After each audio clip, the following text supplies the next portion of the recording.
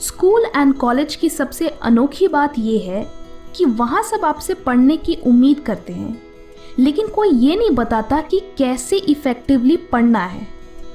बस मान लिया जाता है कि ये आप खुद ही फिगर आउट कर लोगे। नो वंडर इतने सारे स्टूडेंट्स पढ़ाई के मामले में इतना स्ट्रगल करते हैं। वो मेहनत करते हैं, रिवीजन करते हैं, बट एग्ज़ाम आते आते सब भूल जाते हैं। ऐसा इसलिए होता है क्योंकि most of the popular learning techniques जो स्टूडेंट्स एग्ज़ाम टाइम में यूज़ करते हैं वो एक्चुअली सबसे कम इफ़ेक्टिव होते हैं।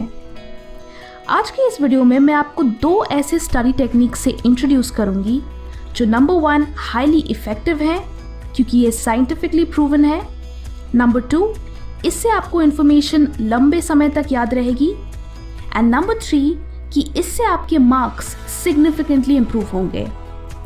तो पहली टेक्निक है एक्टिव रिकॉल। इसे समझने के लिए लेट्स अंडरस्टैंड दिस। मेरा आपसे एक सिंपल सा सवाल है, क्या आप 100 रुपए के नोट को बिना देखे ड्रॉ कर सकते हो? शायद नहीं। दिस शोज कि सिर्फ रीडिंग या रेपिटेशन से चीजें याद नहीं होती। मेजॉरिटी स्टूडेंट्स क्या गलती करते हैं? आप क्लासरूम में बैठते हो, इंफॉर्मेशन सुनते हो, फिर घर जाते हो, बुक रीड करते हो, करते रहते हो जब तक कि आपको वो इंफॉर्मेशन याद नहीं हो जाए। ये पैसिव लर्निंग है, यानी आप नॉलेज को बिना किसी एफर्ट के एक्वायर कर रहे हो। यही आपकी सबसे बड़ी गलती है। एक्टिव रिकॉल में आप इंफॉर्मेशन को रीड करने के बाद अपनी अंडरस्टैंडिंग को टेस्ट करते हो, यानी आप उस इंफॉर्मेशन को अपनी मेमोरी से रिकॉल करते हो कि इस पर्टिकुलर पैराग्राफ या टॉपिक से मुझे क्या सीखने को मिला। ये टेक्निक इस प्रिंसिपल पर बेस्ड है कि किसी भी चीज़ को याद करने के लिए आपको अपने ब्रेन को स्टिम्युलेट करना होगा। जब आप खुद से क्वेश्चंस पूछते हो तो आपके ब्रेन को आंसर याद करने के लिए एफर्ट लगाना पड़ता है, जिससे वो स्टिम्युलेट होता है।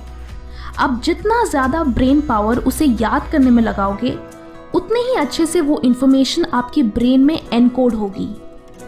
जस्ट लाइक जब आप एक्सरसाइज करते हैं तो हैवी वेट्स लिफ्ट करने से ही आपके मसल्स बनते हैं।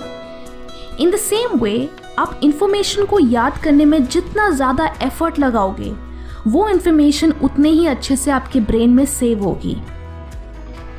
सो एक्टिव रिकॉल करते कैसे हैं? बेसिकली टॉपिक को रीड करने के बाद आप बुक को बंद करके उसी इंफॉर्मेशन को खुद को एक्सप्लेन करने की कोशिश करो। देन बुक से कंफर्म करो कि आपकी अंडरस्टैंडिंग सही है या नहीं, एंड अगर आपने कुछ मिस आउट किया तो दोबारा इस प्रोसेस को रिपीट करो ना। अगर इंफॉर्मेशन बहुत कॉम्प्लिकेटेड हो तो आप बुक की हेल्प के बगैर अपनी मेमोरी से फ्लो चार्ट्स या माइंड मैप्स बनाने की कोशिश करो, जिससे कि आप उस इंफॉर्मेशन को एक पिक्चर फॉर्मेट में याद रख सको। जब आप माइंड मैप्स बनाते हो तो वो एक पजल की तरह बन जाता है, क्योंकि मोस्टली बहुत सारे पॉइंट्स इंटरलिंक्ड होते हैं। तो अगर आप कुछ भी मिस आउट करते हो तो इंटरकनेक्टेड लिंक से आप उसे रिकॉल कर सकते हो। एक और चीज़ जो एक्टिव रिकॉल का बेस्ट ऑप्शन है वो है previous year question papers and mock test papers. You will be surprised कि इससे आपकी मेमोरी की कितनी अच्छी एक्सरसाइज होती है। अब कुछ दिन बाद जब आप उसी टॉपिक को रिवाइज करोगे तो यू विल फील लाइक कि मुझे तो कुछ याद ही नहीं, और आप फिर से बुक को रीड करना चाहोगे। एंड यही मिस्टेक 99% स्टूडेंट्स कमिट करते हैं। सही तरीका ये है कि आप सिर्फ टॉपिक को देखकर उसे रिकॉल करो, खुद से क्वेश्चंस करो, एंड देन मटेरियल रेफर करो कि आपने एग्जैक्टली क्या मिस आउट किया। हर बार इस तरह रिवाइज करने से वो इंफॉर्मेशन ओवर टाइम आपकी शॉर्ट टर्म मेमोरी से लॉन्ग टर्म मेमोरी में ट्रांसफर हो जाएगी।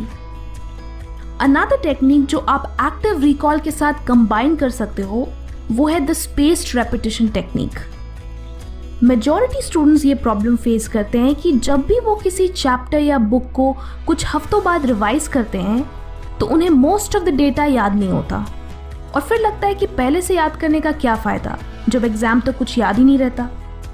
डू यू नो ऐसा क्यों होता है? It's because of the forgetting curve. अब आप सोचोगे कि ये क्या है? वेल, ये वो थ्योरी है जो कहती है कि विथ टाइम हमारा ब्रेन किसी भी इंफॉर्मेशन को हाई रेट से भूलता है। यानी ओवर टाइम मेमोरी फेड होती जाती है। इस थ्योरी के मुताबिक जब भी आप किसी टॉपिक को याद करते हो तो उसके 1 घंटे बाद आपको सिर्फ 44% चीज़ें याद रहती है, उसके 1 दिन बाद 33%, 2 दिन बाद 28% और ऐसे ही धीरे धीरे करके 31 डेज के बाद आपको सिर्फ 21% इंफॉर्मेशन ही याद रहती है। सो सोल्यूशन क्या है?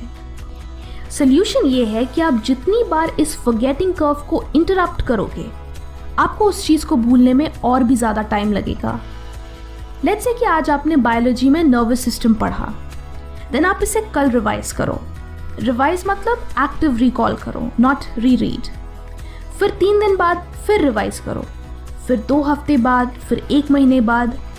इस प्रोसेस में आपको अपने रिविजन्स के बीच का गैप धीरे धीरे बढ़ाना है, इसीलिए इसे स्पेस्ड रेपिटेशन कहते हैं। आइडिया ये है कि आप जितनी बार उसे एक्टिवली रिकॉल करोगे और उसे जितना स्पेस्ड आउट रखोगे आप उसे उतने ज़्यादा दिनों के लिए याद रखोगे। स्पेस्ड रेपिटेशन का पर्पस ये है कि आप गैप के वजह से उस इंफॉर्मेशन को भूल जाएं, जिससे उस डेटा को रिकॉल करने के लिए आपको ज़्यादा से ज़्यादा ब्रेन पावर यूज़ करनी पड़े। एंड सो इस एक्सरसाइज से वो इंफॉर्मेशन आपके दिमाग में अच्छे से कंसोलिडेट होती है।